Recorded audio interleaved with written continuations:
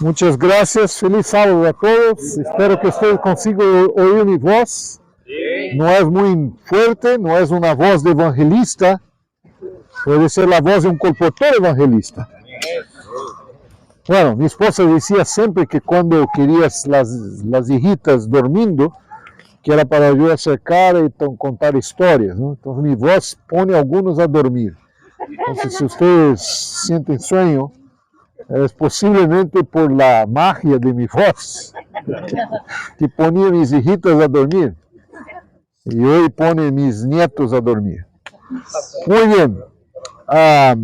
Aquí estoy mirando ese lugar tan agradable y pude observar el cielo. Me gustan los lugares donde no hay luz artificial y podemos contemplar el cielo.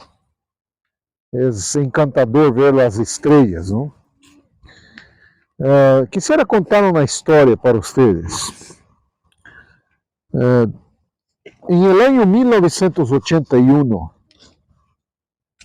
yo estaba graduándome en la Facultad de Teología, en el Colegio Adventista de Brasil, el Instituto Adventista de Enseñanza, que es el Colegio Adventista de Brasil. El grupo que se graduaba aquel año era un grupo grande, más de 60 jóvenes. Decidió entonces por un viaje cultural histórico. Ustedes saben que muchos de sus estudiantes en nuestros colegios les gustan en el año de la graduación un viaje histórico. Y decidimos por un viaje histórico adventista. Saldríamos de São Paulo hacia el sur, visitaríamos algunos lugares históricos adventistas en el estado de Rio Grande do Sul, y después vendríamos por Uruguay, cruzando desde Chuy hasta Frei Bentos, y entonces pasaríamos por barco ahí para Argentina, y entonces el destino final sería la UAP, donde estaremos mañana. Queríamos conocer la UAP, conocer los lugares históricos, lo que hay de muy interesante para cualquier adventista apasionado por la historia de la iglesia. Y salimos muy bien con un bonito bus, lindo bus, y viajamos hacia el sur, paramos el primer sábado en un colegio adventista ahí en Rio Grande do Sul, y ahí seguimos viaje, pasamos por Chuy, entramos en Uruguay, pasamos por la linda ciudad de Punta del Este, paseamos un rato ahí y seguimos viaje. Pasamos por el Colegio Adventista de Uruguay y tuvimos ahí la oportunidad de estar con los alumnos, dormimos una noche, tuvimos un programa cultural, espiritual con los alumnos, jugamos un partido de fútbol y el otro día temprano salimos no tan temprano, pero salimos en dirección a Frei Bentos, donde deberíamos pasar por barco, ¿no? Con el bus dentro del barco. Al llegar allá, había alguna cosa con la documentación del bus, que no nos permitieron eso. Entonces quedamos esperando como unas 4 o 5 horas ahí para poder solucionar el problema y no se solucionó. Esperamos un rato más y ahí entonces decidimos no más intentar cruzar de barco, sino por tierra, ¿no? Ustedes conocen el camino y seguir hasta, creo que ahí es hasta Frei Bentos, creo. Y ahí es la colonia donde deberíamos pasar por barco. Sí, colonia donde pasaríamos por barco, ahí esperamos 4 horas, y entonces no pasamos, vamos a Frei Bentos. Esto eran como 6:30, 7 horas, y salimos de ahí, ya estaba casi esta hora de posta del sol, y seguimos viaje. Pero cuando cruzamos un puente, ahí entre Colonia y cerca de Canelones, ¿no? El bus se chocó con un camión, porque los puentes son angostos. No se pasaba, aquel entonces no pasaban dos carros, se pasaba uno por vez, y el chofer de nuestro bus nunca había viajado por ahí, entró en el puente sin percatar que del otro lado venía un camión. Y el choque no fue un choque tan grave, sino que toda la lateral del bus, o sea, los vidrios quebraron y todo eso. Pero hubo una situación incomún. Un hierro se desprende del camión y entra dentro del bus y clava uno de nuestros colegas en su butaca, como una gran lanza, un arpón, y lo clavó y lo mató en cuestión de 2 o 3 minutos. Ustedes pueden imaginar un grupo ahí de 40, 50 jóvenes dentro de aquel bus. Yo estaba allá, estaba sentado más atrás. Cuando hubo el choque, yo coloqué la cabeza para afuera para ver si la gente salía del bus. Comenzaba a salir, no habían heridos, uno u otro que tenía algo bien sencillo. Pero me pasa un colega y viene y habla para mí: mira, Heribert, que era el nombre de este muchacho que murió, está con un hierro clavado en su panza. Vamos orar. Aí foi um silêncio tremendo. Pero vocês podem imaginar o impacto desse ocorrido. O viaje termina aí, a polícia chega e já era noite, e por isso aqui, mirando esse cielo austral, me acordei desse evento. E então, não podíamos volver a Brasília imediatamente, porque vocês imaginam, há que processar todo o que é documentação para levar o corpo.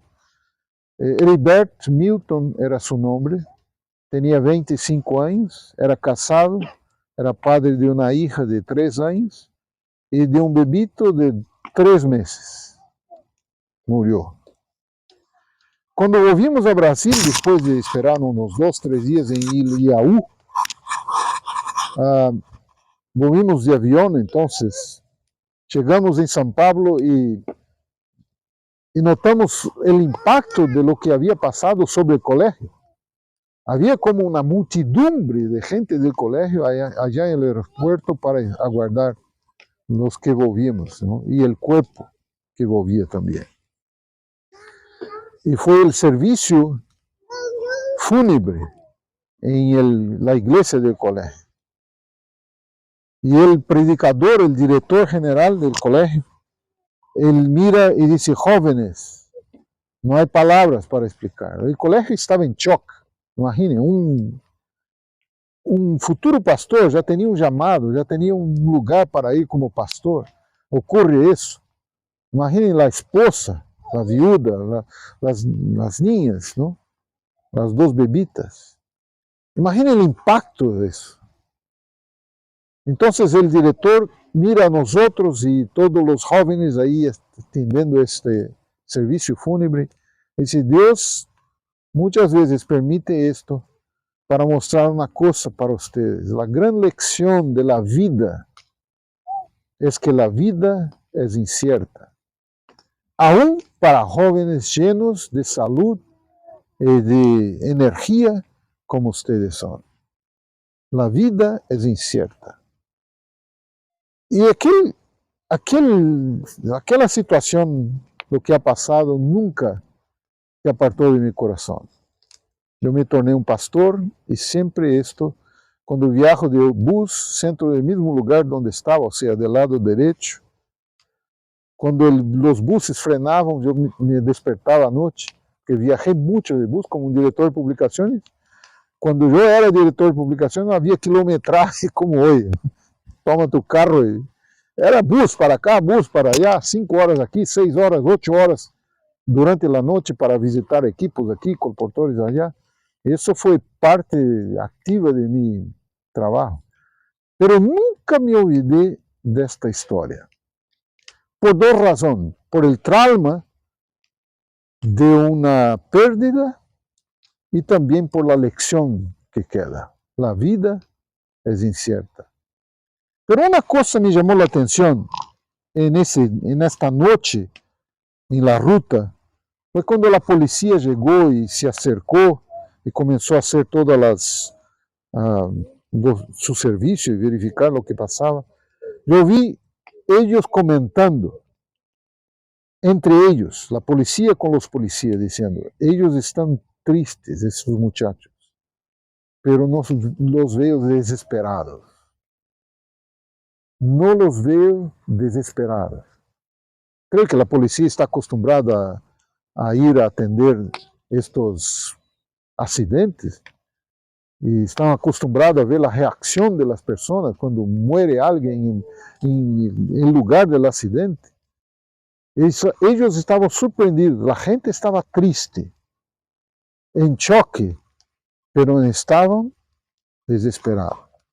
¿Por qué? Porque nosotros tenemos una esperanza. Por más triste que sea la pérdida, tenemos una esperanza. El apóstol Pablo, cuando escribió a los Tesalonicenses, capítulo 4, tiene un abordaje a la muerte, que él comienza diciendo así, no voy a leer porque no voy a conseguir mirar mi Biblia acá. Colocar aquí porque... Sí, gracias. El apóstol Pablo dice, miren, no quiero que ustedes sean ignorantes sobre la muerte, como son los gentios. Ellos son ignorantes sobre la muerte, pero ustedes no. Entonces Pablo comienza a explicar cómo será la resurrección de los justos, la transformación de los vivos. Y el capítulo 4, versículo 15, 16 y 18 dice, el Señor mismo descenderá del cielo con voz de mando, con voz de arcángel, con trompeta de Dios. Los muertos en Cristo resucitarán primero. Luego los que estaremos vivos, los que hayamos quedado, seremos arrebatados junto con ellos en las nubes para encontrarnos con el Señor en el aire. Así estaremos con el Señor para siempre. Y él termina así, el capítulo 4. Por lo tanto, anímense unos a otros con estas palabras. Este versículo corto aquí es muy significativo. Anímense. Él estaba hablando para gente perseguida, para gente que sufría, para gente que enfrentaba sus problemas, para gente que lidiaba con la pérdida de queridos. Y él dice, no quiero que ustedes sean ignorantes como los gentios. O sea, los gentios perdían las personas, perdían los queridos y se desesperaron. Ustedes no. Anímense. Anímense con estas palabras. El apóstol Pablo coloca algo también, un elemento aquí en esta descripción que dice, habrá un grupo que será resucitado a la voz de mando. Y habrá un otro grupo que será transportado, trasladado para el cielo. Se unirán con ellos. Y Pablo usa el verbo en el plural y el presente. Nosotros, los vivos, nos uniremos con ellos. ¿Qué quería decir con Pablo, nosotros los vivos? ¿Será que él tenía alguna visión, alguna revelación de que eso pasaría durante su tiempo de vida? Pensando un poco en eso, yo me di cuenta que cada generación de cristianos quería la venida de Jesús para su generación, desde los apóstoles, y Pablo era uno de ellos. Y cada generación a lo largo de años y años y más de 2000 años de historia, esperaba la venida de Jesús para sus días. Por eso Pablo usa aquí el verbo en el presente. Los que estamos vivos, vamos a unir con ellos. No está pensando en algo distante, está pensando en algo. No es una falsa revelación, sino es una expresión de su profundo anhelo. Nosotros que estamos vivos, nos uniremos. Así que la esperanza en la venida de Jesús es lo que nos identifica como adventistas. Cantamos eso. lo que marca toda a diferença quando passamos por situações de pérdida, e que hace toda a diferença em nossas palavras a pessoas que estão passando por pérdida, pessoas que necessitam esperança. E eu termino essa reflexão indo à carta de Pablo a Tito, quando ele escreve também sobre o que produz a esperança. Não? Hablamos muito de esperança, cantamos sobre esperança, temos projeto, impacto, esperança. Mas qual é o resultado efetivo da esperança? De acordo com Pablo, quando escreve a Tito, Pablo apresenta uns 2 ou 3 características da esperança, o que hace a esperança. E ele escreve dizendo em Tito capítulo 2, versículo 12, e começa assim: nos ensina a graça de Deus que ha sido manifestada a nós outros, nos ensina a rechazar a impiedade. Essa é a característica da esperança. A esperança nos hace rechazar a impiedade do mundo e as paixões mundanas, e podemos viver neste mundo com justiça e piedade e domínio próprio. Essa é a primeira coisa. A pessoa que tem esperança não abraça a esperança e abraça o mundo à mesma hora, não? Ou abraça um ou outro. A esperança é uma esposa celosa. Não permite que estemos apaixonados por outro ou por outra. Esperança é uma única paixão. Segundo ponto que Pablo menciona a Tito, diz: assim podremos viver neste mundo com justiça, piedade e domínio próprio, disse ele. Em outras palavras, com sobriedade, vivamos neste mundo. A esperança nos hace manter estes olhos em la linha final. E Pablo então termina dizendo que esta esperança nos permite jamais perder a confiança, porque será grandemente recompensado. E ele disse, em outras palavras, nós outros esperamos a bem-aventurada, a feliz esperança, enquanto aguardamos a venida de Jesus. Ustedes necessitam perseverar nesta esperança, disse o apóstolo Pablo. Assim, apreciados, o que significa sermos mensageiros de esperança? A esperança é mais viva quando todo esse mundo colapsa, cai, se derrumba. Essa semana ha sido uma semana difícil em todo o mundo. Terremoto, tragédias, e todo o mundo econômico e político está em confusão tremenda. As bolsas de todo o mundo caindo por algumas decisões do governo americano. Alguns dizendo que vem uma tremenda recessão em los Estados Unidos. Então, o mundo está colapsando, está caindo. A esperança nos invita a mirar mais allá, nos invita a abraçar o que é mais importante. Quando eu era niño, eu sou adventista de terceira geração. Meu abuelo era um homem muito impiedoso, era um sastre, muito missioneiro, um homem humilde. E ele ajudou a estabelecer algumas igrejas e era tão apaixonado por la Bíblia que quando ele visitava minha casa, não vivíamos na mesma cidade, ele pedia minha Bíblia para ler. Não sei, quizás tinha uma segunda intenção com isso. Eu era um muchachito aí, um ninho de 9, 10 anos, e tinha minha primeira Bíblia. E quando ele chegava, me pedia minha Bíblia, então me devolvia depois de 2, 3 dias que estava com os outros, e eu abria a Bíblia e via que havia anotações aí, com suas letras, não? Com suas palavras. Havia uma cadena de versos que combinava com isso. Vocês sabem como se faz. E minha Bíblia llenava de anotações e me gostava, não? cada vez que abuelito chegava, já não necessitava pedir minha Bíblia, já lo entregava a ele. E ele me devolvia a Bíblia anotada. Era um privilégio, não?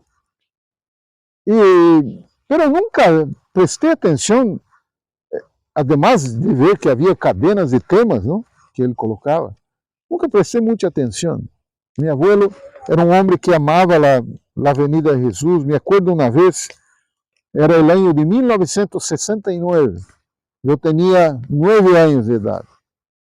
E neste ano, o homem foi à Luna, por la primeira vez pisou na Luna.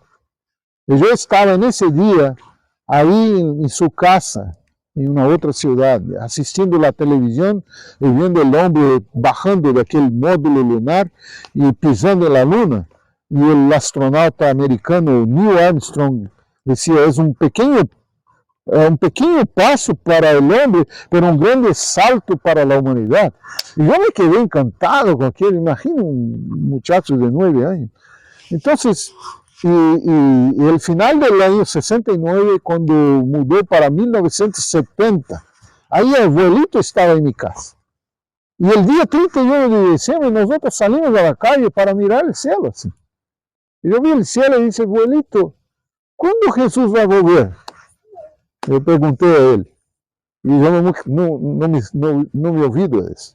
Ele dizia: sabe o que? Jesus vai volver muito pronto. Tu não vas alcançar a idade adulta. Não vai graduar-se, não vai dar tempo, não será papá, porque Jesus vai volver antes. Está muito cerca. Os anos passaram. Eu fui estudar, comecei a trabalhar como pastor, me casei, já tinha hijas. Em 1992, meu abuelo, já com 80 anos, foi diagnosticado com câncer. E, infelizmente, dentro de poucos meses, faleceu. Quando meu abuelo faleceu, a família, havia um pastor na família, quem vai predicar em serviço fúnebre? O pastor da família, me chamaram. Eu pensei, eu conozco muito bem abuelitos, poderia falar, mas me ocorreu de ir a sua Bíblia, a minha Bíblia, aquela que ele havia anotado. E quando abri a Bíblia, e pude então, depois de muito tempo, me percatar de qual era a natureza de los versículos bíblicos que ele mais lhe gostava.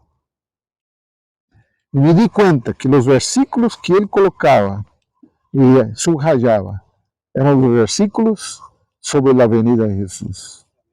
Era sobre a ressurreição. Então eu comecei a predicar. Miren, quem preparou esse sermão foi ele.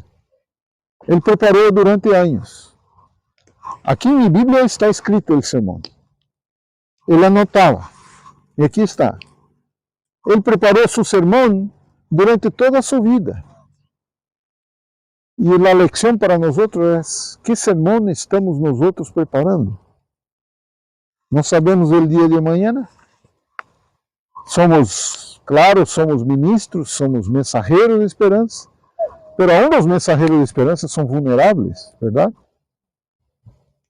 Quem garantiza que vão estar vivos amanhã, depois? Nadie. Que sermão estamos preparando? O apóstolo Pablo vivia esperando que Jesus volviera em seus tempos. Cada geração de cristianos viveram esperando Jesus para seu tempo. Meu abuelo esperava Jesus para seu tempo. Guilherme Miller esperava Jesus para seu tempo. Os pioneiros esperavam Jesus para seu tempo. E nós outros? E nós outros? Jesus vai volver em nosso tempo? Eu não posso dizer, mas vai volver para nós outros o dia de nosso último aliento. Então, Jesus, a seguinte mirada que tendré será a venida de Jesus. Não vou ter outra. O dia que duermo, a seguinte mirada com vida será vendo Jesus volver a essa terra. Que Deus nos dê esta segurança de escrever um sermão forte que vai seguir predicando, aún depois que nós não estaremos mais aqui. Que seja esta nossa experiência nesse sábado e em todo o restante deste ano, em toda a nossa vida. Amém.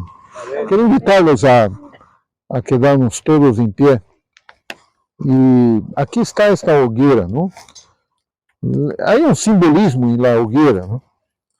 O simbolismo do calor, por supuesto, que é confortável.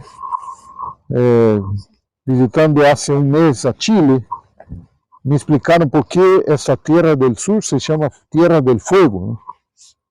E me encantou saber que os nativos prendiam fogo por causa do frio.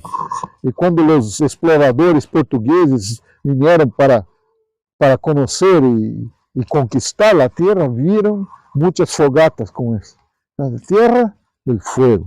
Estamos aqui na Terra del Fuego, que simboliza o fogo da fé, que simboliza a presença do Espírito Santo de Deus, que simboliza o poder purificador, que também perdona nossos pecados, esse poder que queima, que renueva, esse poder que transforma, porque a fogata tem esta capacidade. Vamos a orar, e eu vou dar um tempo para que tu ores aí consigo mesmo, uma oração individual. Pídale que Deus purifique, use a fogueira do Espírito Santo para purificar seu coração e reacender esta chama da esperança em nossa vida. E depois de algum tempo, de um minuto de oração, eu vou fazer uma oração por todos nós. Oremos então. Senhor nosso Deus, aqui alrededor desta fogata, disfrutando deste calor, deste momento tão simbólico, queremos, Senhor, te pedir que o Espírito Santo, a chama que consume, que nos convence do pecado, da justiça e do juízo, pueda purificar nosso coração, limpiar de todo o mal, transformar nossa vida, convertir-nos a cada momento. Pedimos, Senhor, que a chama que representa a fé, a esperança, seja cada vez mais viva em nosso coração, e podamos mirar para Ti com a segurança de que todas Tus promessas se cumprirão. E mirar ao cielo com a confiança que Cristo pronto volverá. Dá-nos, Senhor, esta segurança.